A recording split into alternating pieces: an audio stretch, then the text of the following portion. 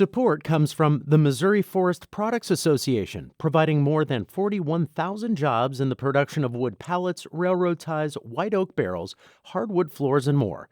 Details at choosewood.com. Welcome to St. Louis on the Air. I'm Sarah Fensky.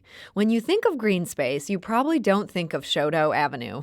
The street runs west from the banks of the Mississippi River through the city, along the Lafayette Square neighborhood and Forest Park Southeast before arriving at Forest Park itself. Those are lovely neighborhoods, but in many ways the route is not. It's industrial, it's gritty. The Chouteau Greenway, though, could change that, and it could also mean big changes from Fairground Park in North City to Tower Grove South on the south side. So here to tell us all about these plans is Emma Clues. She's Vice President of Communications and Outreach for Great Rivers Greenway. Emma, welcome to the show. Thank you for having me. Now, if you're listening, we want to invite you to join our conversation. What would you like to see as part of this long-anticipated Great Rivers Greenway project? Or do you have an idea for the name for the project? You can give us a call at 314-382-8255. That's 382-TALK. Or you can send us a tweet at STL on Air or email us at talk@stlpublicradio.org. Emma Clues, first question for you. I gotta wonder, why Chouteau? I drive that route every day, and I gotta say, I've never once thought about it as a natural fit for, we should have a lovely bicycle trail wending through this kind of industrial part of town. Yeah, the greenways really are all over in different kinds of parts of the region. And this plan of connecting Forest Park to the Arch was the original idea, actually predates the existence of our organization. And so a lot of it was proposed to go along Chouteau Avenue. And when you say it predates you, I mean, how far back are we talking? In the 90s. Okay. So we were created in the year 2000. Okay. So, yeah, and then as in the last couple of years, as we've really gotten the project re-kicked off through a design competition, we really heard from community that it's important to go east-west, but also north-south to all of the neighborhoods where people live, and some kind of loop in the middle. So now there are multiple route options that are being studied, and it doesn't go along Chouteau as the primary route anymore, and that's part of why we're looking for ideas for a new name. So tell us about that. You guys have put this thing out there to say, help us figure out a new name. Yes. So we would love to hear any ideas from folks between now and January 31st.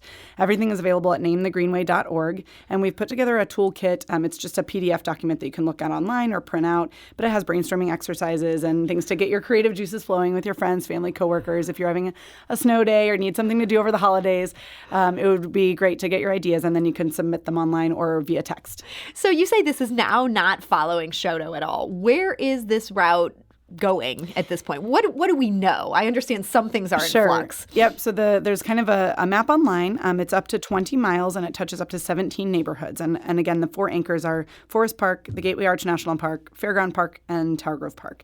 But between there, it might go along Market down through the Gateway Mall. It might go up Grand or Vandeventer to plug into Fairground Park.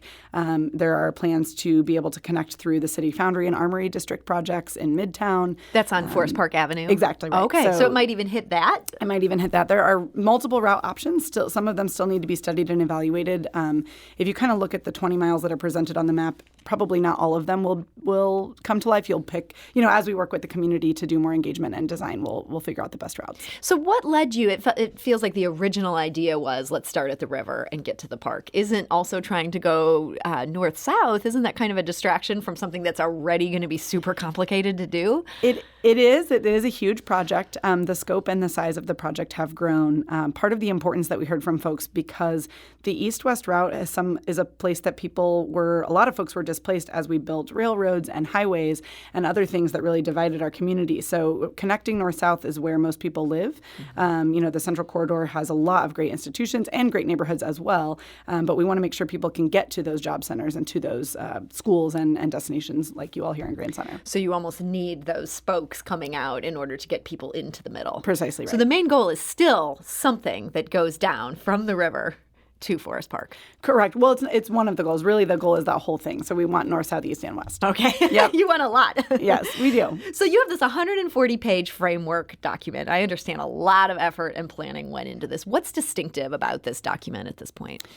So really, this is the idea of creating a roadmap for the project. So before any given segment goes into design and goes into engagement to figure out exactly what it would look like, we really wanted to have the foundation set in terms of sort of the mission and vision, the intended outcomes, the principles. A lot of what we're doing here could be a catalyst for economic development. And how do we do that in an equitable way? That's something that other projects of this size across the nation have often run into, tricky issues of gentrification or displacement or things where it might be a catalyst for economic opportunity, which is great. How do we make sure that's an opportunity for people who live here now as well as, folks who may be new to the area? So just by the act of adding a pathway, this is something that businesses end up wanting to locate around it? I mean, how do you see that working in St. Louis? It is, yeah. There's the High Line in New York or the Beltline in Atlanta. The Indianapolis Cultural Trail are some other examples that we've been studying to learn about trail-oriented development. And a lot of employers are wanting to locate themselves where there are options for their employees to get to work. So walking, biking, transit. That seems to be a very attractive thing that people want to live near, work near, play on, visit. And hopefully it's a way to really connect everything together so people can explore St. Louis. Now, you've described this project and this process as different from many others in the region, as well as many others across the U.S. How so?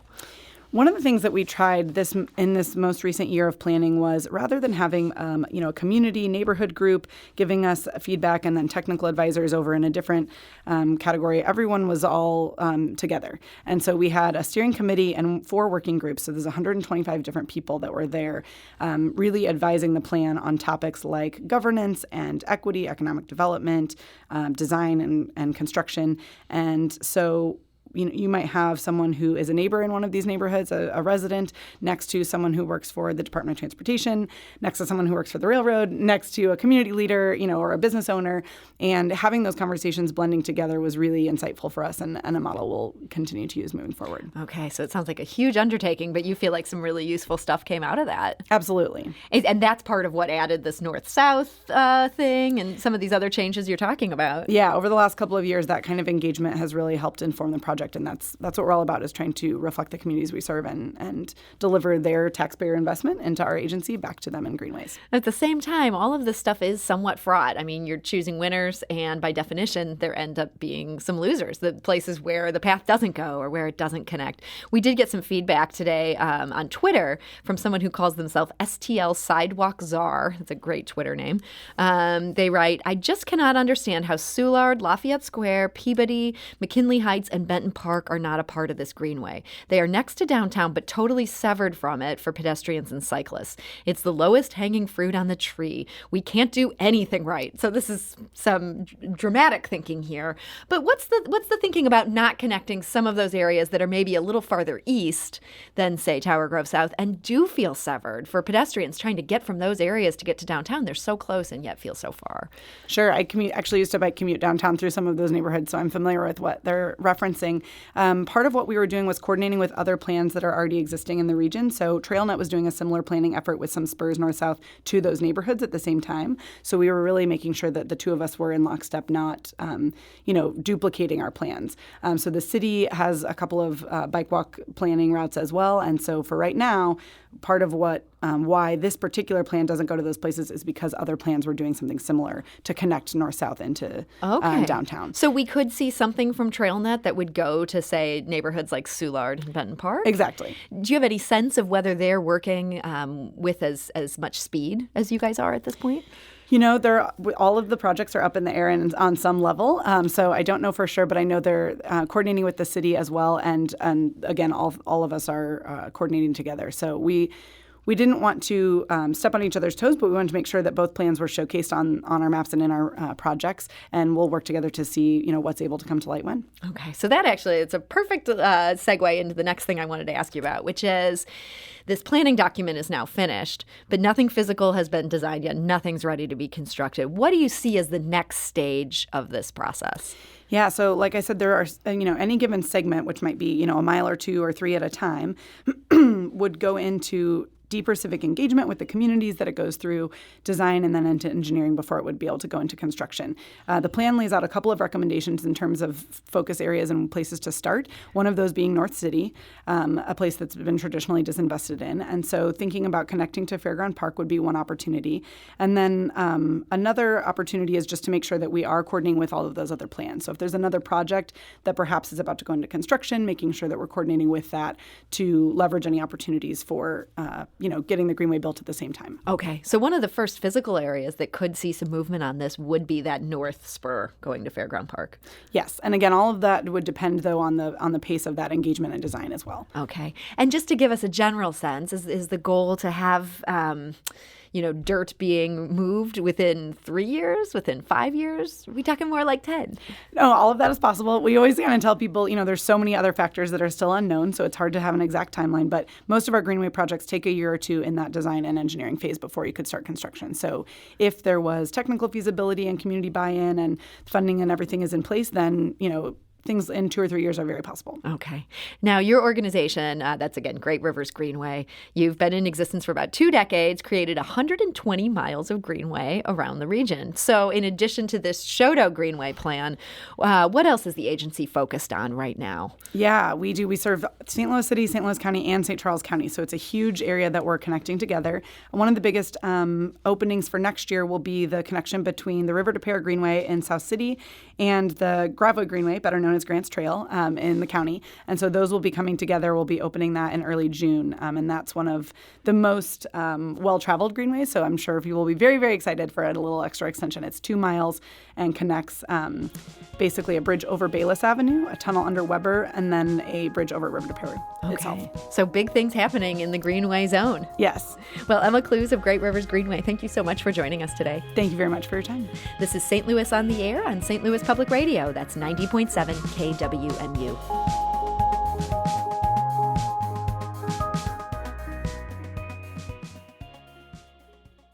Support comes from Missouri Forest Products Association, committed to sustainable and sound conservation of the state's forests, which support more than 41,000 Missouri jobs, resulting in a $10 billion industry. ChooseWood.com.